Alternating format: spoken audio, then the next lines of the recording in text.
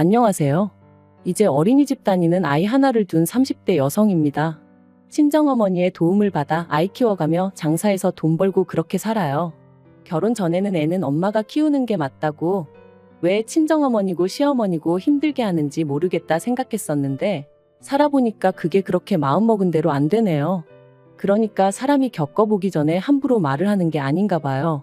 아무튼 평소라면 씻고 자기 바쁠 시간인데 오늘은 낮에 커피를 많이 마셔서 그런지 잠도 안 오고, 그래서 제 이야기를 좀 해볼까 합니다.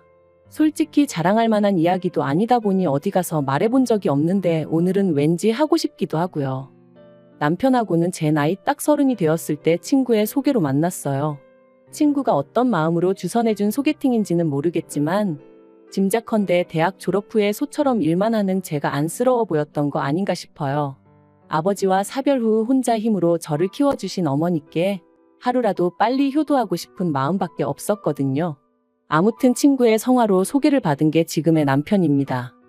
그리고 이제 와서 말이지만 솔직히 남편 외모는 제 스타일은 아니었어요. 키도 저랑 비슷하고 배도 나오고 나이는 저보다 겨우 1살 많았는데 저희 친정오빠보다도 나이가 많아 보였으니까요. 그래서 처음엔 친구가 나를 뭘로 보고 이런 남자를 소개시켜줬나 싶었을 만큼 기분이 별로였어요. 하지만 대화를 좀 나눠보니까 그래도 사람이 진지하면서도 위트도 있고 무엇보다 자신만만하더라고요. 자기가 서울에 자기 아파트도 하나 있고 대기업은 아니지만 정년보장이 되는 거나 마찬가지인 직장도 다니고 있다면서, 그리고 저더러 속물이라는 사람들도 분명 있겠지만 그런 이야기를 듣고 있으니 사람이 좀 달리 보이는 거예요. 외모가 밥 먹여주나 뭐 그런 생각도 들고, 그래서 남편이 한 번 더 만나보자는데 그러자 했어요. 그리고 그런 만남이 몇 차례 더 이어지는 동안 남편은 늘 저를 데리러 오고 데려다 주었습니다. 따지고 보면 먼 거리도 아니었는데 그렇게 해야 자기 마음이 편하다면서 말이죠. 그래서 남편이 정식으로 사귀고 싶다고 했을 때도 왠지 미안한 마음도 들고 그래서 제대로 싫다 소리를 못했네요. 한마디로 어영부영 사귀게 된 거죠. 그리고 정신 차려보니까 결혼까지 약속한 상황이었고요. 변명 같고 한심하게 들리겠지만 지금도 그때를 생각하면 꼭 뭐에 홀렸던 것 같다니까요. 상견례가 있기 전에 시댁에 인사를 드리러 갔을 때 처음으로 어머님 아버님과 저랑 동갑이라는 남편과는 연년생인 신우까지 만났습니다. 어머님 아버님은 평범하신 분들이셨어요. 오느라 고생했다 그런 따뜻한 한마디는 없었지만 그렇다고 딱히 저를 박하게 대하신 것도 없었거든요. 다만 친정어머니랑 단둘이 산다는 것에 대해서 경제적으로 어려움은 없는지 물어보셨는데 그다지 신경 쓰이는 질문은 아니었네요. 사실 편모가정이라고 하면 지레 힘들게 살았을 거라 생각하는 사람들을 살면서 너무나 자주 봐왔거든요. 그리고 다행히 저희 모녀는 경제적으로 큰 고생은 하지 않았습니다. 어머니가 가게를 운영하셨는데 제법 매출이 나오기도 했었고, 거기다 돌아가신 아버지의 부모님, 그러니까 저에겐 친가 쪽 할머니 할아버지께서 도움을 많이 주셨거든요. 다만 이 도움을 받는 과정에 있어서 작은아버지와 고모가 어머니를 감정적으로 힘들게 하는 일이 많았죠. 그래서 제가 악착같이 돈을 벌어 더는 어머니께서 조부모님께 기대지 않으셔도 되게 해드리고 싶었던 거고요. 그리고 시부모님 이야기가 나왔으니 신우 이야기도 조금 해보자면, 앞서 말씀드린 대로 저와 동갑인 신우는 남편과는 아주 다른 사람이었습니다. 늘씬하고 키도 큰 데다가 눈도 왕방울만해서는 솔직히 같은 여자가 봐도 예쁘다는 생각이 절로 드는 사람이었어요. 하지만 어째서인지 딱히 하는 일은 없다고 했고 시부모님은 인물이 되니까 괜찮다며 웃으시더라고요. 그래서 저도 그냥 같이 적당히 웃어넘기긴 했지만 솔직히 말하면 부럽기도 하고 한편으론 황당하기도 했네요. 아무튼 신우하고 따로 이야기를 해보진 않았어요. 점심 식사 내내 새침하게 앉아있다가 커피 한잔하는 타임엔 약속이 있다며 나가버렸으니까요. 상견례 자리도 모난 구석 없이 무난하게 이뤄졌습니다.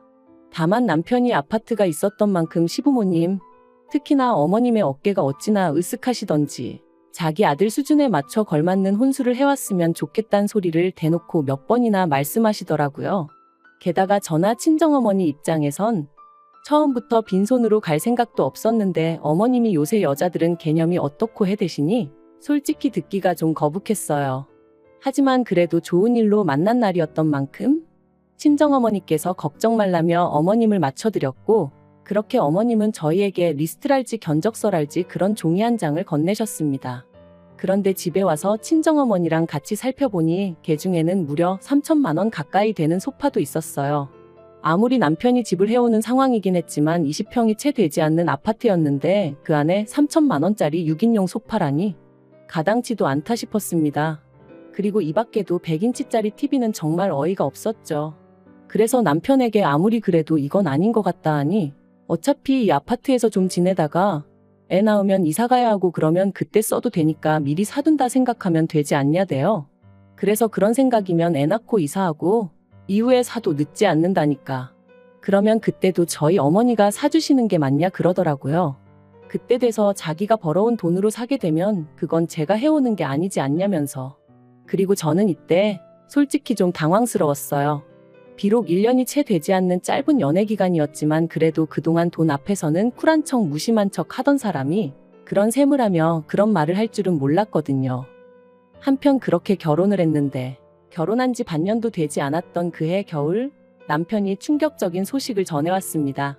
그건 바로 남편이 회사를 관두게 되었다는 이야기였죠.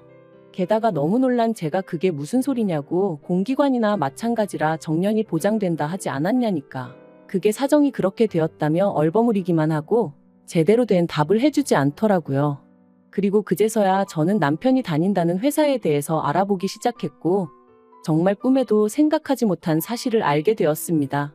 남편은 매년 계약을 갱신해야 했던 상황으로 정년 보장 같은 건 애시당초 말도 안 되는 얘기였다는 걸요.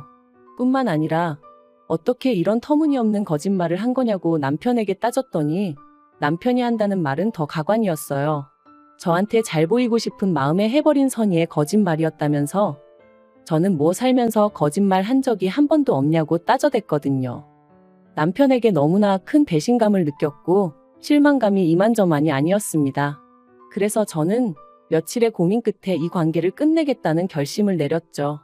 하지만 운명의 장난이라고 해야 할지 남편에게 이혼 통보를 하려던 바로 그날 저는 제가 임신을 했다는 걸 알게 됐네요.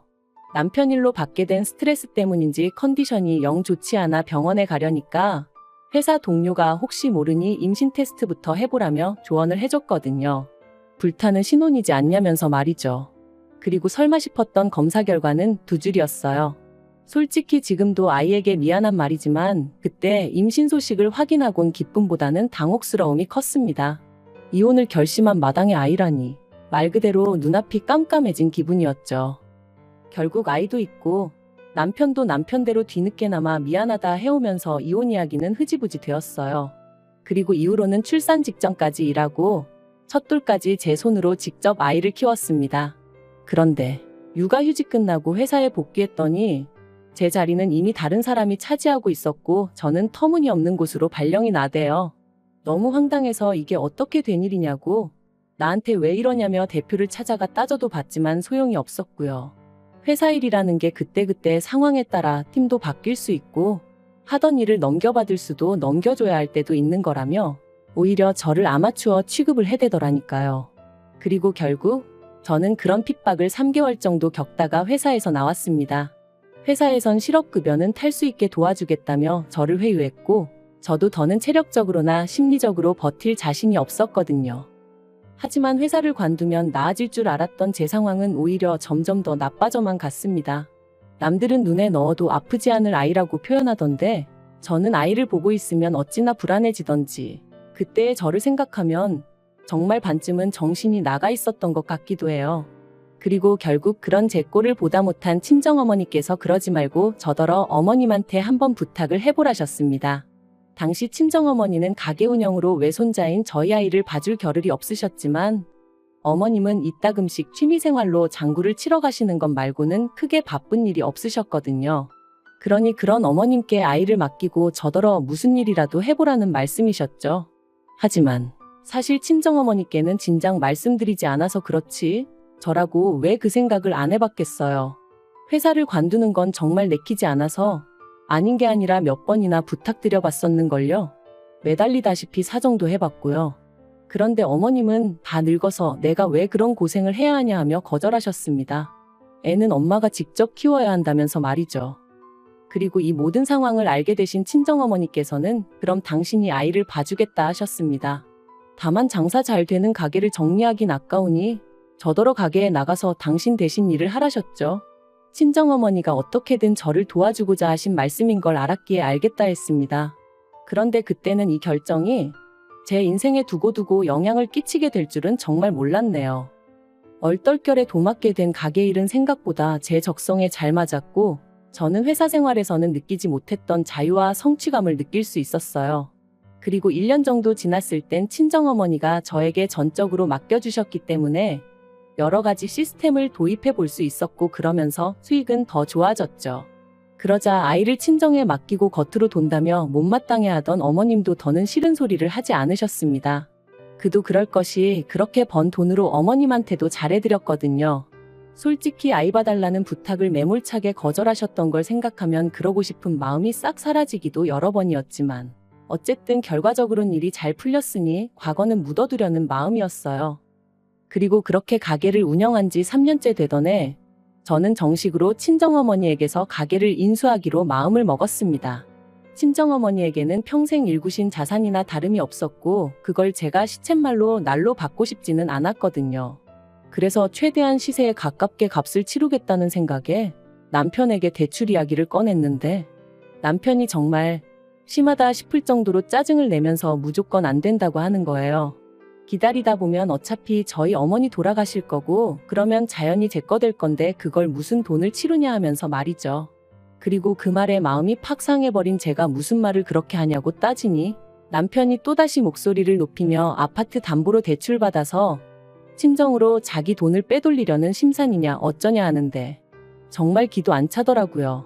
그리고 다짜고짜 큰 소리를 내는 남편을 보고 있으니 갑자기 남편이 회사에서 잘렸던 그날이 떠오르면서 뭔가 쎄한 기분이 들었던 거죠. 그래서 저도 지금 돌이켜보면 어쩌다 그런 생각까지 하게 된 건지 모르겠는데 등기부등본을 떼서 아파트 명의를 확인해봤어요. 그리고 그 명의는 충격적이게도 남편이 아닌 어머님 이름으로 되어 있었습니다. 아파트를 담보로 대출도 있는 대로 받아진 상황이었고요. 저는 남편에게 등기부등본을 집어던지며 설명해보라 소리를 질렀습니다. 그러자 남편은 놀라거나 미안해하는 대신 저더러 이제 남편 뒷조사까지 하냐며 악을 썼죠. 그리고 그때부터 정말 소위 진흙탕 싸움이 따로 없었습니다. 남편은 저더러 집 명의가 누구로 되어 있는 게 무슨 상관이냐, 그렇다고 네가 집세를 한번 내기를 했냐 뭐 했냐 해댔고 그렇다고 대출을 저더러 갚으라고 한 것도 아닌데 뭐가 문제냐며 저를 이상한 사람으로 몰아갔거든요. 하지만 저는 다른 걸 떠나서 남편이 또 저를 속였다는 사실이 너무나 충격적이었습니다. 그리고 대출 같은 경우도 남편이 저더러 갚으라고 한 건 아니었지만 그렇다고 대출을 받아다 쓰신 어머님이 갚고 계신 것도 아니었으니 아파트가 제 재산이라고 생각해 본 적도 욕심낸 적도 없었지만 그래도 저는 부부는 모든 면에서 공동체다 생각하고 가게에서 벌어오는 돈 전부를 남편에게 오픈하고 있었던 만큼 배신감이 드는 건 어쩔 수가 없더라고요. 하지만 단지 아파트 명의가 남편이 아니라 어머님으로 되어 있다고 해서 그 일로 제가 이혼까지 결심한 것은 아닙니다. 제가 이혼을 하기로 결심하게 된 결정적인 이유는 남편이 보여준 이중적인 태도 때문이었죠. 남편이 저에게 솔직하지 않다는 걸 확신하게 된 저는 이후로 남편에게 재벌이도 공유하지 않았고 제가 개인적으로 시댁에 해드리던 금전적인 지원도 전부 다 끊어버렸어요. 특히나 아파트를 담보로 한 대출의 주체가 어머님이셨고 그 대출을 남편이 계속해서 갚아드리고 있었다는 걸 알고 나니 솔직히 어이가 없더라고요. 계산해보니까 남편이 시댁에만 한 달에 200만 원 넘게 퍼주고 있던 거나 마찬가지였으니까요. 참고로 저축이라던가 그런 부분은 남편이 관리하고 있었어요. 거짓으로 판명이 났지만 그래도 결혼 당시에는 남편이 해오는 게 많아 보였으니 경제권을 제가 갖겠다고 고집할 수가 없었거든요. 그리고 매번 남편은 자기가 얼마나 돈 관리를 잘하고 있는지 으스대곤 했는데 그것 또한 다 거짓이었네요. 아무튼 상황이 그렇다 보니 제가 더는 얼마를 버는지 남편에게 가르쳐줄 이유도 없었고 시댁에도 오만정이 떨어져서 이런 한 푼도 주기 싫었죠. 그런데 이걸 가지고 남편이 말 그대로 생난리를 쳤습니다. 저더러 자기 돈 보고 결혼한 거냐며 속물이니 어쩌니. 저 같은 여자들이 시부모 아프면 요양원에 갖다 버리고 남편 두고 바람피고 그런다면서요. 말 같지도 않아서 상대도 안 해줬네요. 이후로는 정말 애 때문에 산다는 게 이런 건가 싶을 정도로 서로 무시하면서 지냈고요. 그러다 작년 여름이었어요. 남편이 얘기 좀 하자며 저를 잡더니 어이없는 이야기를 꺼냈습니다. 성형수술 부작용으로 고통받는 어머님을 위해서 저더러 3천만 원만 보태라는 거였죠. 황당해서 그걸 내가 왜? 하고 물었습니다. 말이 나와서 말이지만 아무리 공짜라고 해도 그렇지. 그 연세에 멀쩡한 턱을 왜 건드냐고요. 그리고 병원에서는 돈 내고 수술받은 환자가 아니니 자기들이 환불을 해줄 일도 아니라며 완전히 배째라는 식으로 나왔어요. 참고로 제가 아파트 명의 문제로 남편이나 어머님한테 정이 있는 대로 떨어진 상황이긴 했지만 그래도 딸이라고 하나 있는 신우는 막말로 지엄마가 어떻게 되건 말건 관심도 없길래 제가 병원에 쫓아가 따져봐주기도 하고 그랬어요. 아무튼 저는 나름대로 할도리는 했다고 생각했는데 남편이 난데없이 어머님 얼굴을 모어 재건수를 해야 하네 어쩌네 하면서 돈을 내놓으라 하니 기도 안 차더라니까요. 제가 그런 남편더러 바랄 걸 바라라고 꿈도 야무지다 했습니다. 여태껏 나 몰래 당신이랑 어머님이랑 알아서 잘해오지 않았냐고 앞으로도 둘이서 잘해보라는 말과 함께요. 그랬더니 남편이 너는 그때 이후로 며느리 도리도 하나 안 하지 않았냐면서 그래도 내가 왜 아무 말도 안 했는 줄 아냐. 애엄마라 참아준 거다. 그리고 이번에는 자기가 저한테 마지막으로 기회를 주는 거라며 깔끔하게 어머님 수술비 내놓고 지랑 저랑 과거 일은 없던 일이다 생각하며 살아보자는데 이게 무슨 헛소린가 억지도 정도가 있지 싶더라니까요. 저는 내가 이혼을 하면 이혼을 했지 어머님 수술비는 못 대드린다 했습니다. 그리고 그 잘난 아파트로 대출받아 쓰지 양아치냐고 왜 남의 돈을 탐내냐고 했죠. 그러자 남편은 그럼 이혼하자며 대신 제가 며느리 도리를 안 했으니 위자료 내놓을 각오는 하라대요. 애도 자기가 키울 거라면서 죽을 때까지 애 볼 생각은 꿈도 꾸지 말라면서요. 그래서 세상 일이 다 당신 좋으라고 돌아갈 것 같냐? 어디 마음대로 해보라 했어요. 그리고 아니나 다를까. 남편이 이혼 소송을 걸었지만 결과는 남편의 참패였습니다. 오히려 남편이 저를 속인 것과 아이 양육에 있어서 소홀했다는 점 등이 인정되어 저한테 위자료를 주라는 판결이 나왔거든요. 솔직히 위자료 자체는 크지 않았지만 제 자신과 제 아이 그리고 제가 가진 것들을 지켜냈다는 게 너무 기쁘더라고요. 한편 남편과 이혼 후 남편은 2주에 한 번씩 아이를 보러 옵니다. 그리고 저는 원하지 않는데 틈만 나면 자기 애기 어머님 애기를 해대대요. 그래도 애 아빠다 보니 애 앞에서 무안을 주긴 그렇고 그래서 들어는 줬는데 일단 신우가 대출받아서 어머님 재건수술 해드렸는데 그게 잘 안 된 모양이더라고요. 그리고 남편은 저 떠보려고 하는 소린지 뭔진 몰라도 걸핏하면 저랑 이혼하고서 어머님한테 크게 혼났다며 제가 자기를 용서해주면 자기는 모든 과거는 묻어두고 살 자신이 있다나 어떻다나 헛소리를 해댔죠. 그래서 이번 주부터는 주말에 아이인계는 친정어머니한테 부탁드리고 저는 빠져있으려고 합니다. 헛소리 들어주는 것도 하루 이틀이지. 돈이라도 내고 떠들던가. 진짜 꼴보기 싫은 사람이 쓸데없는 이야기를 계속해대니 죽을 맛이더라니까요. 아무튼 어머님 수술이 잘못됐다는데도 남편 얼굴이 수척해졌는데도 별 생각이 안 드는 거 보면 정말 이제 남보다도 못한 사이가 되었나 봐요. 차라리 생판 모르는 남이 굶는다고 하면 그게 더 안쓰러울 지경이라니까요. 아무튼 지금은 친정어머니랑 같이 살면서 가게 일하고 애 키우고 이렇게 사는 게 좋네요. 한때는 애 아빠 없이 어떻게 애를 키우나? 어머니는 사별 나는 이혼. 말하기 좋아하는 사람들이 얼마나 뒤에서 떠들어댈까 그런 걱정도 들었는데 지금 생각해보면 참 쓸데없는 기우였어요. 남들이 보는 시선이 어떻건 간에 지금의 행복이 계속해서 이어질 수 있도록 제자리에서 하루하루 최선을 다해 살아가려고 합니다.